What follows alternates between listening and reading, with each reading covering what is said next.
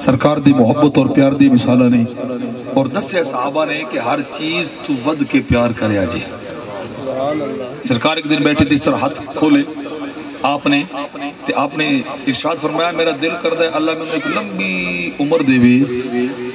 تو میں اپنے براموں اپنے سینے نہ لا لوں کی کرا بولے جی سینے نہ لا لوں ایڈا چھوٹا مقام نہیں جی ایک کائنات دا سب تو بڑا درجہ ہے کہ نبی دے جسم نال جسم لگ جاوے کیونکہ وہ جسم ایڈا پیارا ہے سرکار نے جس لوگ خون نکلا ہے نا سرکار نے پیالے دے وچ اس طرح جمع کر لیا مالک ابن سنان صحابی رسول سرکار نے فرمایا مالک جی حضور فرمایا اے خون لے جائے کسی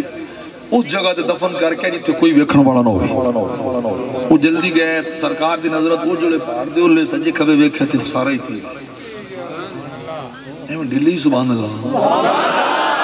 کر رہے ہیں اختتام میں پتا سردی بھی بابا ہوئی کھلتے ٹائم بابا ہو گئے بس میں اختتام لے آ گیا انہوں نے پیتا اور پیتے پیالہ ہوتے کدھر رکھیا تھے آپ واپس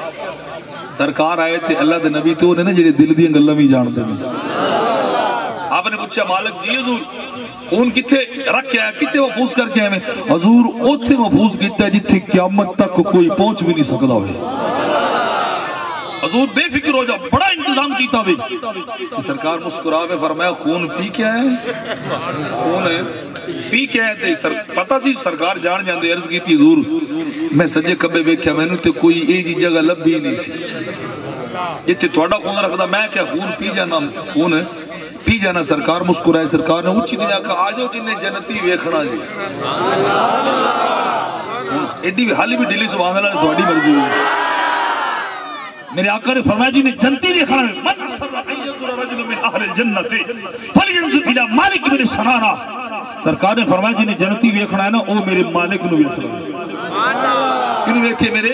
مالک نو دیکھے فرمایا تینوں تے جہنم دی آگ نے بھی نہیں ساڑنا جہنم دی آگ نے ساڑنا